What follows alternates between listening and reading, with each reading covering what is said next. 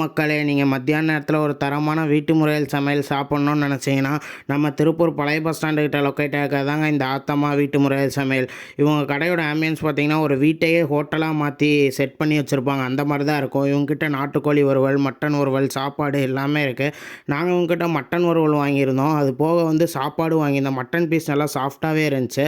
சாப்பாடுக்கு பார்த்திங்கன்னா கூட்டு, அது போக முட்டைக்கோஸ் பொரியல், சாப்பாடு எல்லாமே நல்லா தாராளமாக வச்சாங்க.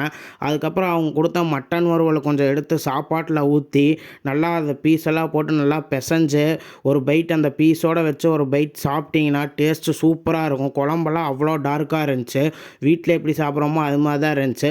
அதுக்கப்புறம் அவங்க கொடுத்த நாட்டுக்கோழி குழம்பை ஊற்றி நல்லா பிசைஞ்சு சாப்பிட்றப்ப டேஸ்ட்டு சூப்பராக இருந்துச்சு. அப்புறம் அந்த முட்டைக்கோஸ் பொரியல் வச்சு சாப்பிட்றப்ப டேஸ்ட்டு அருமையாக இருந்துச்சு. அப்புறம் அவங்க ரசம் வாங்கியிருந்தோம். ரசமுமே வந்து நல்லா சூப்பராக இருந்துச்சு. அது போக அந்த பீஸோடு வச்சு சாப்பிட்றப்ப ரசத்துக்கு இன்னும் டேஸ்ட்டு சூப்பராக இருந்துச்சு. அதுக்கப்புறம் லாஸ்ட்டாக தயிர் கொஞ்சம் வாங்கியிருந்தோம்.